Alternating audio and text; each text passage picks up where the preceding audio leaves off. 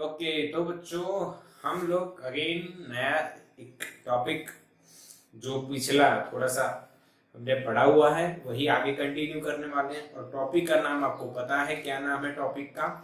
Topic का नाम है चेंज इन जी। हाँ जी, क्या है टॉपिक का नाम जी? चेंज इन जी।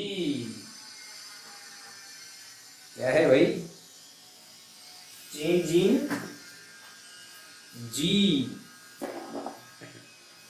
हाँ जी, बिल्कुल यही है। सही पढ़ा, सही सुना आचल जी आपने। आज का हमारा टॉपिक है जी चेंज इन जी। अच्छा बच्चों, लास्ट जो हमारा सेशन था उसमें हमने देख लिया कि भी हाइट अल्टीट्यूड और डेप्थ के साथ किस हिसाब से चेंज होता है।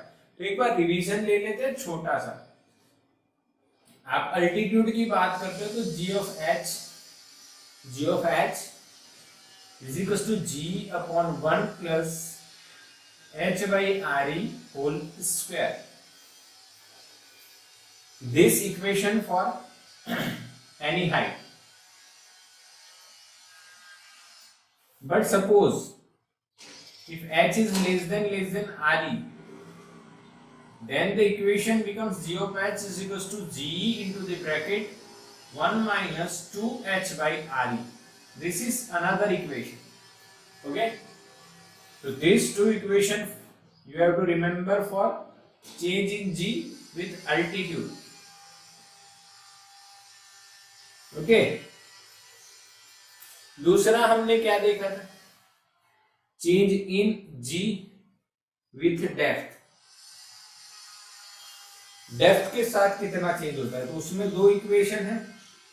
ये वाला, ये डेप्थ के साथ नहीं पर ये सेंटर से आर डिस्टेंस पे, सेंटर से आर डिस्टेंस के लिए है। और डेप्थ के लिए g of d is equals to g into bracket 1 minus d over re. This is the equation for the depth. क्या बच्चों ये चार इक्वेशन आपको याद है? हाँ के ना? नहीं याद थे तो अब याद आ गए होंगे, और ये बिल्कुल आपको पक्का करने रहेंगे for change in g. Okay, तो अब हम क्या देखने वाले? Change in g with latitude. Change in g with latitude. तो बच्चों आपको पता है लैटिट्यूड क्या होता है? एटीट्यूड तो पता रहता है, लैटिट्यूड क्या होता है? What is latitude? सोचो, व्हाट इज लैटिट्यूड? तो आप पढ़े तो होंगे ना, पढ़े तो होंगे टीचर ने, आपने हिस्ट्री वगैरह में, हाँ जियोग्राफी में पढ़े होंगे। हाँ, theta with equator. Okay, Nikita answer is correct, theta with equator.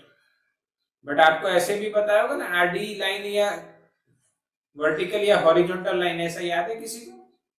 Yes, horizontal lines are called latitude, yes, and vertical lines are called longitude. Okay,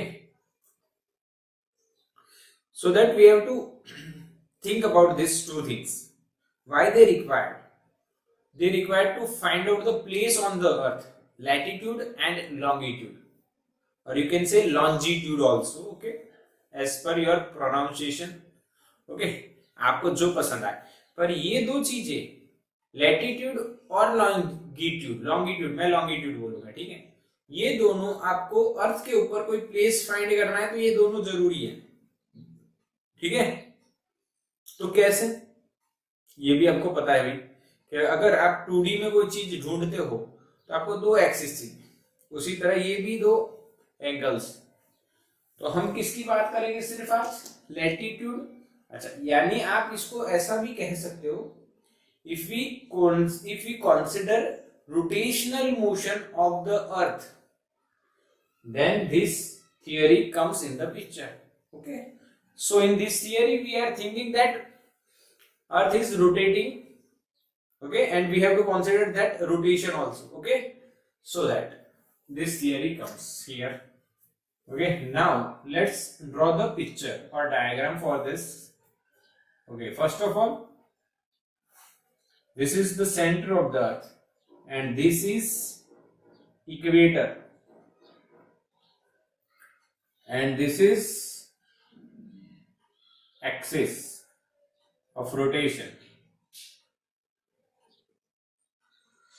suppose कर लो अर्थ इसके हिसाब से इस डायरेक्शन में ऐसे ओमेगा से रोटेट हो रही है, ओमेगा से रोटेट हो रही है। तो what is latitude? First of all what is latitude? तो मान लीजिए ये एक प्लेस है बच्चों, this is a place, okay, ये एक प्लेस है। इस प्लेस का नाम मान लो P है, चाहे ये गोधरा हो। अभी आप बैकग्राउंड में जाना और लिखना सिर्फ गोधरा, तो आपको लैटिट्यूड और लॉन्गिट्यूड दोनों दिखाई देंगे। देखो तो एक बार बैकग्राउंड में जाके नेट पे सर्च करो गोधरा, तो गोधरा का आप यानी गूगल पे सर्च करोगे तो आपको लैटिट्यूड एंड लॉन्गिट्यूड दोनों दिखाई देंगे। मिला? इतनी देर थोड़ी लगती है, बैकग्राउंड में मैंने बोला यानी चले जाना है, फिर जाके जो बोला वो टाइप कर देना है और सर्च करोगे गूगल पे तो आपको लैटिट्यूड एंड लॉन्गिट्यूड दिखाया जाएगा। यस और नो? या नहीं दिखाता हो तो लिख देना है latitude and longitude of Godhra, आपको बताएगा, कुछ वैल्यूज बताएगा। मिली? यस। निकिता ने कहा सर यस। तो क्या बच्चे वो डिग्री में है? डिग्री विग्री लिखा हुआ है, minute radian minute second degree ये सब लिखा हुआ है। यस, मैसेज आ रहा है यस, यानी वो जो डिग्री में जो लिखा हुआ यस, यहाँ पे देव ने तो पूरा आंसर ही दे दिया, इतनी डिग्री नॉर्थ और इतनी degree west east, sorry north and east, ऐसा दे दिया है। तो सारे जो डेटा है उस हिसाब से, यानी आपको समझ में ये तो बात आ गई कि जो लैटिट्यूड और यहाँ पे होगा वो लैटिट्यूड एक एंगल है, क्योंकि उसका आपने गूगल पे सर्च किया गोधरा के बारे में तो आपको डिग्री में आंसर मिल रहा है, दैट मीन्स वो एक एंगल है। अब कौन सा एंगल है तो समझना है, the place on the earth and the centre of the अर्थ, इनको ज्वाइन कर दो तो ये जो लाइन बनी, इस लाइन ने इक्वेटोरियल लाइन के साथ जो एंगल बनाया है that angle is called latitude. समझ में आया? दैट एंगल इज कॉल्ड बच्चा latitude. Okay, what is latitude? The angle made by the line joining the place with the centre of earth with the equator. इस line ने place on the earth and centre of the अर्थ, इसको join करो, ये जो line बनेगी इस line ने equator के साथ, जो इक्वेटोरियल प्लेन या इक्वेटोरियल लाइन के साथ जो एंगल बनाया होगा that angle is called latitude. समझ में आया? ओके, तो at equator lambda becomes 0 degree, at poles lambda becomes 90 degree. अगर आप यहां पे आ जाओगे तो इक्वेटर के साथ एंगल कितना बनेगा बच्चों? 0। समझ में आया? और ऐसे जाओगे तो इक्वेटर के साथ एंगल यहाँ पे पोल पे कितना बनेगा बच्चों? 90। ठीक, अब हमें क्या करना है तो देखो समझने वाली बात है। इसका मास मान लीजिए आपको m दिया है, this is the place P और इसका मास m है। ठीक है, कितना मास है भाई? m है। ओके, अब ये ऐसे घूमेगा, सर्कुलर मोशन हुआ ना इस पार्ट का। मान लीजिए ये जो दूरी है from axis is small r, this is the centre of its circular path, centre of its circular path. Now if we consider centripetal force, okay, then हमें पता है कि इस ऑब्जेक्ट पे सेंट्रीफ्यूगल लगेगा, that is mv² by r, mv² by r।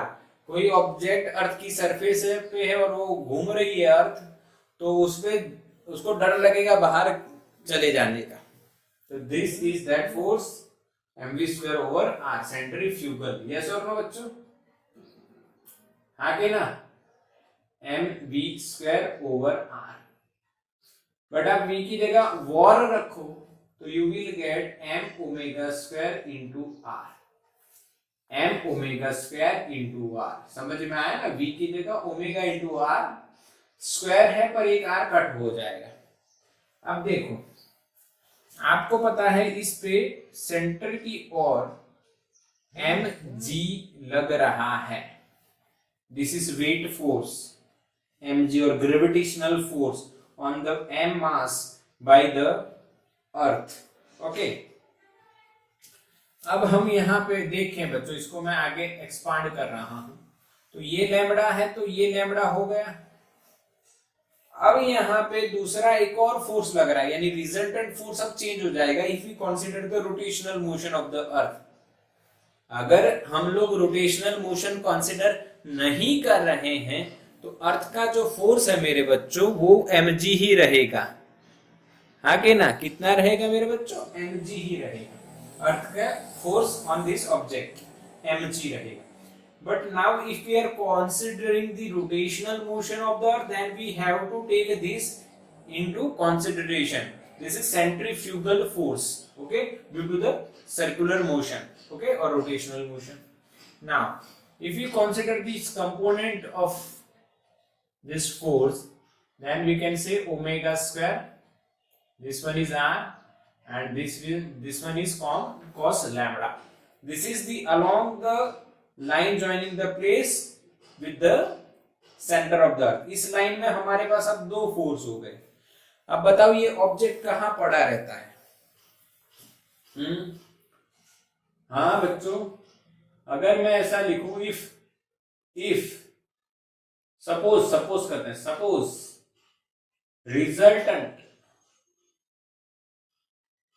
Result acceleration is g dash, then according to Newton's second law, summation f is equals to mg dash। yes और no बच्चों? इस पे टोटल फोर्स कितना है? Summation f, वो किसके बराबर होगा? mg dash। g dash is resultant acceleration. अगर हमने ये नहीं कंसीडर किया तो एक्सेलरेशन g होता, पर कंसीडर किया है इसलिए वो g डैश है। अब टोटल फोर्स कितना? तो एक mg है और दूसरा ये है, पर रिजल्टेंट एक्सेलरेशन तो सेंटर की ओर ही रहेगा, क्योंकि भले ही अर्थ घूम रही है फिर भी ये ऑब्जेक्ट तो अर्थ पे ही रहता है, यानी mg बड़ा है इससे। तो हम लोग यहाँ पे लिखेंगे mg minus m omega square r cos lambda is equals to mg dash. सही है ना? We have to find out this g dash, change in g। Okay, अब आप देखोगे कि m तो कट हो जाएगा, बट एक और बात आप नोट करोगे कि यहाँ पे एक ट्राइंगल बन रहा है। ये r, देखो ये r, ये O है, यहाँ पे P है, यहाँ पे C है, OPC, ये P पॉइंट है, OPC, ये ट्राइंगल राइट एंगल बन रहा है। ये RE है, ये 90 है, ये RE है, ये लैम्बडा, तो बच्चों ये भी लैम्बडा, तो ये एंगल लैम्बडा है। अब मैं ऐसा क्यों कर रहा हूं? क्योंकि बच्चों हम हर प्लेस के लिए ये रेडियस दूसरी हो जाएगी ना, यहाँ पे ये R है तो यहाँ पे R चेंज हो जाएगी हर के लिए, इसीलिए ये R तो बार बार चेंज होगी, इसीलिए वो चेंज ना हो उसके लिए हमें क्या करना है बच्चों? उसके लिए हमें करना है इसको रिप्लेस। कॉस लैम्बडा अगर आप लगाओगे तो क्या लिखोगे आप? R by RE। R क्या लिखोगे आप? RE cos lambda. समझ में आया? ये इसमें रखेंगे हम इस इक्वेशन में, तो हमें क्या मिलेगा बच्चों? मैं इसको इधर लिख रहा हूं g डैश, फिर ये पूरा इधर लिख रहा हूं g minus m omega square RE square, sorry m नहीं आएगा ना, m कट हो गया, m कट हो गया। g डैश मैंने सब्जेक्ट इधर लिखा है और ये इधर लिख रहा हूं, कोई दिक्कत नहीं। g minus omega square RE square cos square lambda, तो सिर्फ आर ही ना, आर की जगह मैं क्या लिखूंगा, आर ही कॉस लैम्बडा, पर कॉस लैम्बडा एक और है तो कॉस स्क्वायर हो जाएगा। This is change in g when we consider rotational motion. क्या बच्चों समझ में आया? यस और no message fast. Change in g with altitude, change in g with depth and finally change in g with latitude. G dash is equal to g minus omega square R E cos square lambda. अब इसमें दो condition हम देखेंगे। पहली at equator, if the object is at equator then lambda becomes 0 and g dash become g minus omega square re, यानी equator पे g dash है उसकी वैल्यू g से कम हो जाती है, g से कम हो जाती है। Second, at poles, you all know what is the angle lambda at poles, the lambda becomes 90 and g dash is equals to g, because you all know cos 90 is 0, so that g dash is equal to g। तो बच्चा लोग आप क्या समझ रहे हो यहाँ पे कि जो g है ग्रेविटेशनल एक्सेलरेशन वो इक्वेटर पे कम है और पोल्स पे ज्यादा है, हाँ कि ना? समझ में आया? इक्वेटर पे कम है, पोल्स पे ज्यादा है। एक और आपको ये बात तो वैसे भी आप दूसरी तरह से भी समझ सकते हो कि रियलिटी में हमारी अर्थ ऐसी है, तो यहाँ पे जो रेडियस है वो यहाँ से कम है, तो यहाँ पे रेडियस ज्यादा है तो यहाँ पे जी कम है, यहाँ पे रेडियस कम है तो जी यहाँ पे ज्यादा। इस हिसाब से भी आप समझ सकते हो। हालांकि आपको ये इक्वेशन याद ही होना चाहिए कि g dash is equals to g minus r e omega square cos square lambda. मैं इस तरह से याद रखता हूं। इसका रीजन है कि आपको आर ई का स्क्वायर नहीं करना है, उसके बाद दोनों आएंगे तो सेम स्क्वायर बोलोगे, are e omega square cos square lambda. चलो तो इसका स्क्रीनशॉट बना लो, आपको पता चलना चाहिए। बिल्कुल स्क्रीनशॉट लो फटाफट। तो बच्चों क्लियर आपका ये पूरा का पूरा जो वार्ता हमारी करी होगी हमने, बिल्कुल चेंज इन जी। अब जी पे हम थोड़ी सी पीएचडी कर लेते हैं। जी पे क्या कर ले, थोड़ी पीएचडी। एक टाइप का क्वेश्चन और होता है परसेंटेज चेंज इन जी। क्या होता है? परसेंटेज चेंज इन जी। ये क्वेश्चन भी पूछा जा सकता है, हालांकि आपको मैंने परसेंटेज चेंज चलाया हुआ है, हाँ कि ना? बोलो, डिटेल में चलाया है परसेंटेज चेंज, यस और नो? परसेंटेज चेंज हमने डिटेल में देखा है, हाँ कि ना? एक शॉर्टकट बताया था मैंने, याद हो तो, -1 into 100%। This is the shortcut, this is the shortcut, yes or no? यहां पे जो आएगा this is based on relation, हाँ कि ना? क्या ऐसा मैंने चलाया हुआ है? मैसेज करो फास्ट, याद आया कि नहीं? याद आया कि नहीं? बोलो यस, सबको याद आना चाहिए। हाँ, मैंने ऐसा चलाया था। अभी मैं आपको बताने वाला हूं इसके क्वेश्चंस कैसे आते हैं चेंज इन जी के। तो देखो, जी का इक्वेशन होता है बच्चों, g of r is equals to gm upon r square। अब आपको ऐसा क्वेश्चन बोला जाए कि जो रेडियस है वो 2 गुना कर दी जाए, यानी कि जो नई रेडियस है वो पुरानी वाली से 2 गुना कर दी जाए, तो जी में कितने परसेंटेज चेंज होगा, ऐसा पूछे। तो कुछ भी नहीं करना है आपको, बिल्कुल सरल लॉजिक है। कैसे? Direct answer, solution with shortcut method, percentage change in g is equal to -1 into 100। अब यहां पे हमें क्या लिखना रहेगा, कोई मुझे बता देगा? बताओ। 1/4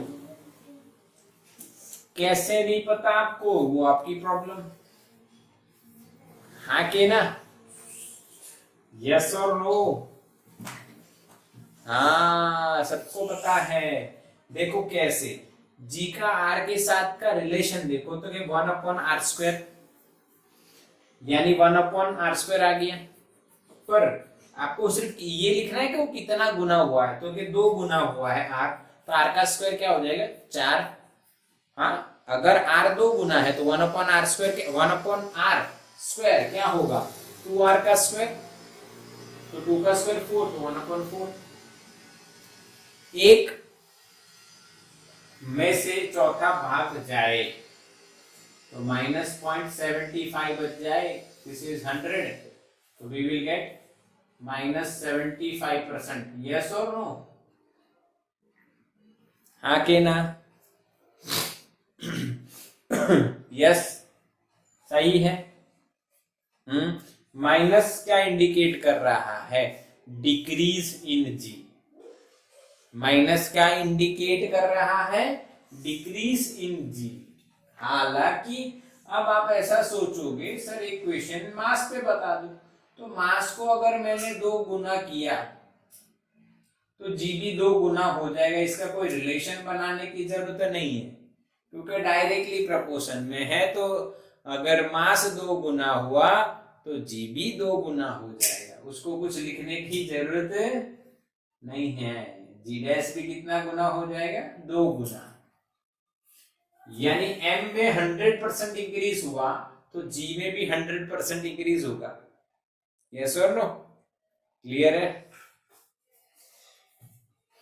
अब मास और r दोनों में एक क्वेश्चन में दिया हो तो क्या करोगे? तो कुछ भी नहीं, बिल्कुल सिंपल है, बिल्कुल सिंपल है, एकदम इजी। अब आपको दोनों में दिया हो तो आप ऐसे गुना करके भी निकाल सकते हो, या परसेंटेज चेंज पूछा हो, मान लीजिए आपको दिया हो मास में। अच्छा, वैसा भी दिया हो, देखो दूसरा तरीका भी ये देते हैं हमें कि भाई आर को आप परसेंटेज में आर डैश, आर में अगर आपने 10% का इंक्रीज किया तो जी में कितना परसेंटेज चेंज होगा? तो बच्चों तरीका ये रहेगा, तरीका ये रहेगा भाई, जो ये अभी ऊपर गया, percentage change in g -1 into 100%, 1/, R के कितना गुना होगा? 10%। तो आप यानी पहले 100% थे, आर की वैल्यू पहले जो भी थी वो 100% थी, 100% में 10% ऐड करोगे तो 110% हो जाएगी। 110% की वैल्यू क्या होगी? 1.1। तो यहाँ पे आप करोगे 1.1 का स्क्वायर और इसको सॉल्व करोगे, आपको आंसर मिलेगा। हाँ के ना? समझ में आया? आर आपको 10% बढ़ा के बोला है कि अगर आर में 10% इंक्रीज होता है तो बताओ जी में कितना परसेंट चेंज होगा? डिक्रीज होगा, ये तो फिक्स है, क्योंकि आर इंक्रीज हो रहा है तो जी डिक्रीज होगा, डिक्रीज होगा। पर शॉर्टकट तरीका मैंने आपको समझाया हुआ है कि किस तरह से आपको हिसाब लगाना है। तो 10% की जगह आपको यहाँ पे 1/, वैल्यू का स्क्वायर करना है। अब वैल्यू कैसे आएगी? तो 10% का इंक्रीज होने पे वैल्यू कितनी आती है, ये आपको कैसे हिसाब लगाना है? पहले जो था वो 100% है, 10% का गेन यानी 110% अब 110% की वैल्यू निकालनी है तो डिवाइड बाय 100 कर दो तो 1.1, तो you will get the new value of r that is 1.1 times r। तो 1.1 यहाँ पे रखो, स्क्वायर करो, you will get the final answer. बोलो बच्चों समझ में आया कि नहीं है? स्क्रीनशॉट लो इसका, चलो फटाफट। तो बच्चों अब हम समझेंगे पोटेंशियल एनर्जी। क्या समझेंगे? Potential energy.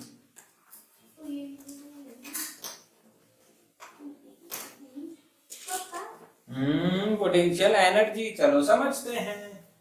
इसका नाम दिया जाएगा ग्रेविटेशनल पोटेंशियल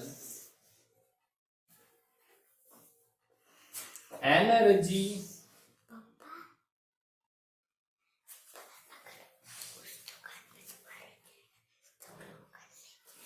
ठीक है, चलो स्टार्ट करते हैं, समझते हैं। सबसे पहले हम केस लेंगे। केस, अभी काफी केस घट रहे हैं हम लोग केस बढ़ाएंगे। आओ केस लेते हैं। Case number 1। केस नंबर 1 ये है कि भाई जीपीई ऑफ अर्थ। सिंपल बात करेंगे, बहुत ही सिंपल, जो आपको इसका आंसर पता है, मैं कुछ नया नहीं सिखाऊंगा। देखो ये बच्चों अर्थ है, ये उसकी रेडियस, ये सेंटर है। एक बॉडी आप यहां पे लेके आए हो विथ मास m है भाई, और इसके हाइट कितना लेके आ गया h। तो what is the work done? What is work done? तो पोटेंशियल एनर्जी अगर आप लिख रहे हो, ग्रेविटेशनल पोटेंशियल एनर्जी आपको लिखना है, तो आपको ग्रेविटेशनल फोर्स को कंसीडर करके कितना वर्क हुआ, तो work done by gravitational force, उसका negative will gives potential energy. तो ग्रेविटेशनल फोर्स इधर लगेगा, that is F G M E M over are square, और डिस्प्लेसमेंट हो रही इधर एफ जी लग रहा है इधर। तो वर्क पॉजिटिव या नेगेटिव? तो यू ऑल नो नेगेटिव। हाँ, तो आप क्या लिखोगे बच्चे? G M E M over are square into h. Okay, yes और नो? आके ना समझ में आ रहा है? पर क्या बच्चों ये सही है? सोचो, नहीं, ये सही नहीं है। क्यों नहीं सही है? क्योंकि आर जो है कंटिन्यूअसली चेंज हो रहा है। आर देखो कंटिन्यूअसली क्या हो रहा है? चेंज हो रहा है। यानी what is R? The distance of the object from the centre. यानी आर कंप्लीटली चेंज हो रहा है। तो आप इसकी लिमिट रखोगे, समझ रहे हो कि नहीं? आप क्या रखोगे? इसकी लिमिट रखोगे। क्यों? क्योंकि ये वेरिएबल फोर्स से वर्क हो रहा है। कौन से फोर्स से? वेरिएबल फोर्स से वर्क हो रहा है। तो यहाँ पे आपको इंटीग्रेशन करना रहेगा, आपको इंटीग्रेशन करना रहेगा, और इंटीग्रेशन करोगे तो आपको मिल जाएगा माइनस डब्ल्यू जी। क्या मेरी बात समझ रहे हो? यस और नो? तुम बोले हेलो? हाँ सुन रहा है, चलो ठीक।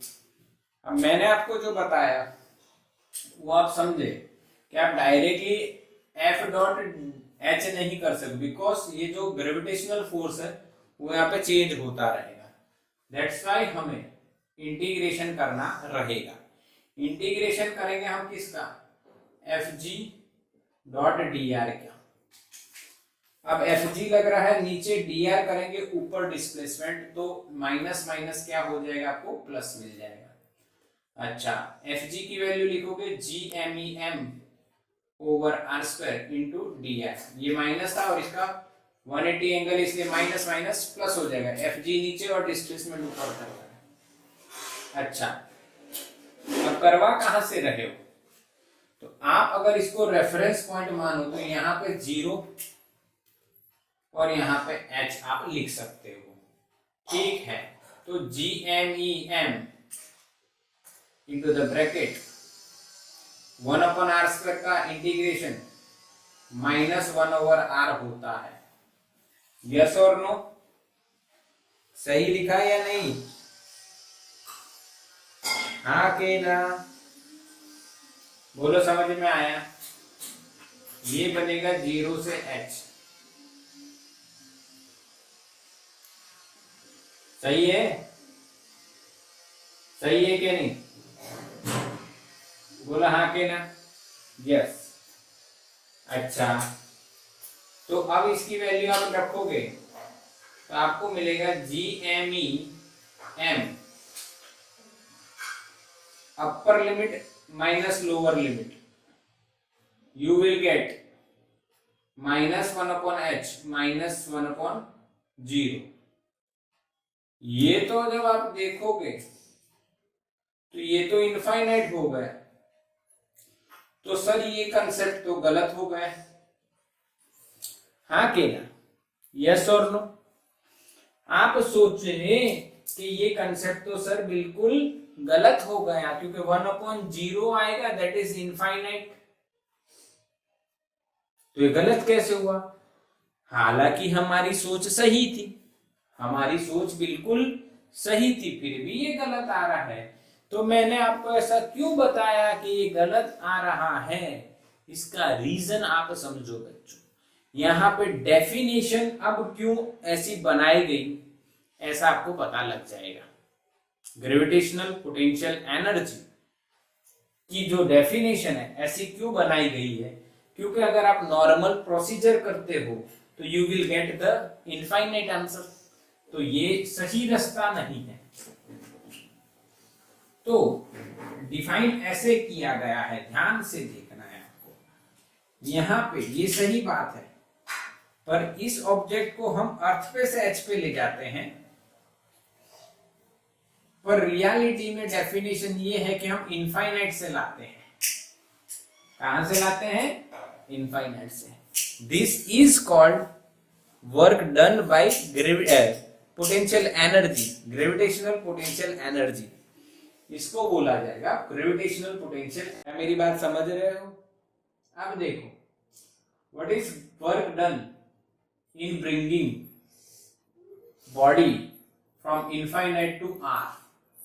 तो सिंपल बच्चों, इनफाइनाइट टू आर ला रहे तो एफ डॉट डी आर करोगे, इनफाइनाइट टू आर, ठीक। एफ की वैल्यू आपको पता है, उसमें जी एम ई एम कॉन्स्टेंट है, इंटीग्रेशन 1/r² डी आर। अब आप इनफाइनाइट टू आर ला रहे हो और फोर्स भी उसी डायरेक्शन में लग रहा है, इसलिए हमें प्लस लेना है। समझ में आ रहा है? इनफाइनाइट टू इस आर पोजीशन पे ला रहे हो, इसलिए हमें फोर्स प्लस लेना है। सॉरी, फोर्स और आर एक ही डायरेक्शन, तो यहाँ पे प्लस रहेगा, डॉट प्रोडक्ट नेगेटिव नहीं होगा। अब जी एम ई एम 1/r² का -1/r, G infinite to R, अब वैल्यू रखो तो माइनस जी एम ई एम अपॉन, सॉरी पहले लिमिट रख देते, -1/r, अच्छा सॉरी प्लस, क्योंकि माइनस मैंने पहले एक बार ले लिया, +1/r -1/∞। अब ये 0 हो जाएगा, तो we will get -GME over r. This is the work done in bringing a body from infinite to the r position in the gravitational field against the field या to the field, वो बात नहीं है। तो यहां पे लाने पे हमने जो कार्य किया वो क्या है बच्चों? GMEM/r. This is the equation of gravitational potential energy of earth. क्या बच्चों समझ में आया? यस और नो? यस और नो? समझ में आया कि नहीं आया? डेफिनेशन क्या है? डेफिनेशन क्या है?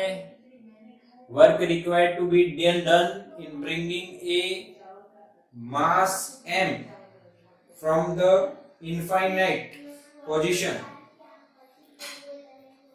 yes, from infinite to the given point is called gravitational potential energy of that point.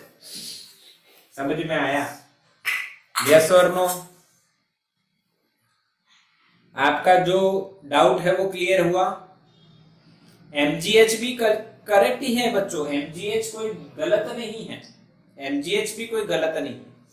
अब वो एमजीएच कैसे आती है तो वो भी आपको पता ही है, आके ना, वो भी आपको पता है।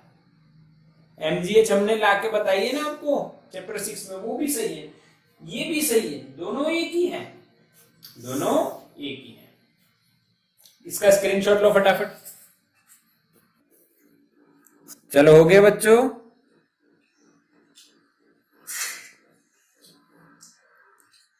यस। अब हम क्या करेंगे? तो भाई अब हम बात करेंगे gravitational potential energy of a system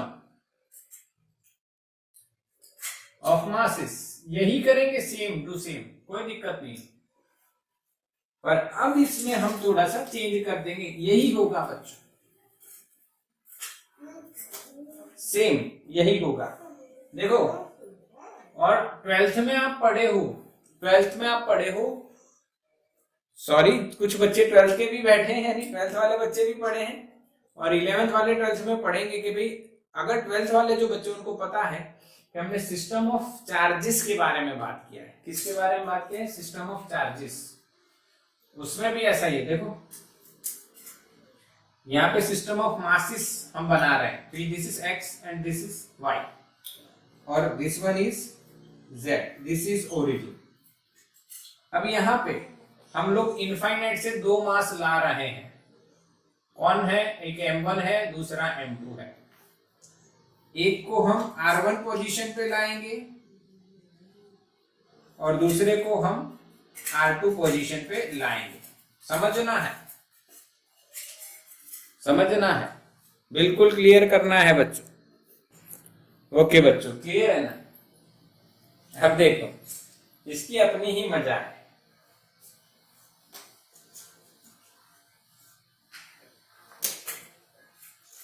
देखो कैसे कि m1 मास को अगर हम यहाँ पे लाएंगे, m1 मास को अगर हम यहाँ पे लाते हैं तो हमें इस दुनिया के निर्माण से पहले जो पहला मास आया होगा उसको लाने में यहाँ पे कोई वर्क नहीं करना पड़ेगा। वर्क डन इन ब्रिंगिंग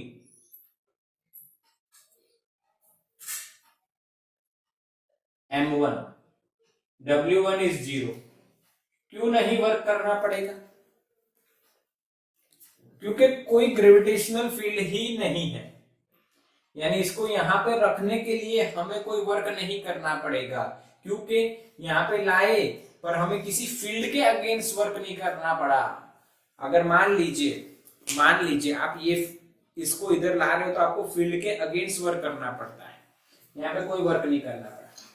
पर अब ये m1 आ चुका है तो इसने अपनी फील्ड बना ली है, तो जब हम m2 को यहाँ पे लाएंगे तब हमें वर्क करना पड़ेगा। Work done in bringing m2, that is w2 is equals to क्या होगा? वही gm1 इंटू m2 अपॉन उनके बीच की दूरी, मान लो क्या है बच्चों? r12। कितने हैं बच्चों? r12। समझ में आया? आगे ना, यस और नो? और आगे क्या आएगा? माइनस। माइनस क्यों आता है? क्योंकि यहाँ पे अट्रैक्शन फोर्स होगा। कौन सा फोर्स होगा? अट्रैक्शन। अभी अभी हमने सॉल्व किया तो माइनस आया था, वही इक्वेशन लिखाई है, माइनस gm1m2 अपॉन r12। ठीक है, तो भाई total potential energy, or we can say gravitational potential energy of a system of two masses. क्या बच्चों समझ रहे हो? The U is equals to W1 plus W2 0 और ये minus GM1 M2 upon R12। क्या बच्चों फील हुआ? क्या बच्चों फील हुआ? हाँ के ना बोलो। यस यस, जो 12th वाले बच्चे यहाँ पे बैठे हैं उनको तो एकदम बढ़िया फील हो गया होगा, क्योंकि उनको ने पहला ऐसा देख लिया है चार्ज के बारे में। और जो 11th वाले बच्चे हैं उनको 8th चैप्टर में ये कुछ नया उन्होंने सीखा कि हाँ यार ये सही है। यानी कि ध्यान से देखना है।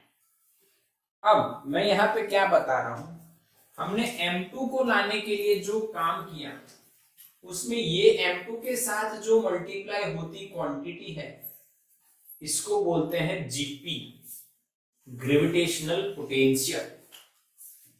यानी कि ग्रेविटेशनल पोटेंशियल जीपी, और you can denote it by 5, is given by U by M2। तो क्या लिखा जाएगा? Minus GM1 upon R12। This is the gravitational potential of M2 at R2, sorry M1 का ग्रेविटेशनल पोटेंशियल एट R2 कितना आएगा? U by M2। Potential energy per unit mass is called potential energy per unit mass, इसका unit होता है बच्चों joule पर KG. Gravitational potential का unit क्या होता है? जूल पर केजी। क्या बच्चों क्लियर समझ में आ रहा है? What is gravitational potential? Potential of this point, यहाँ पे M2 लेके आए तो पोटेंशियल कितना होगा M1 का? पहले से M1 ने कितना पोटेंशियल लगा रखा है यहाँ पे? Potential energy per unit mass, यहाँ पे कौन से मास को लेके आए? M2, इसलिए U by M2 कर दिया, तो minus GM1 upon R12 is the potential. Clear है? यस और नो? तो इसका स्क्रीनशॉट ले लो।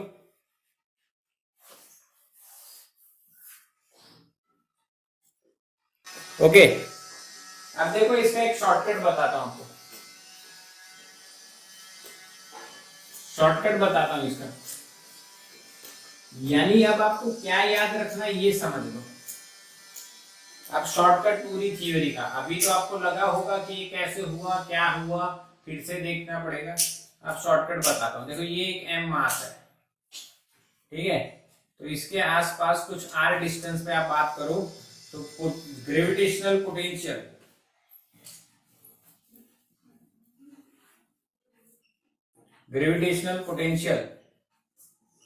Eight R phi is equals to minus GM over R।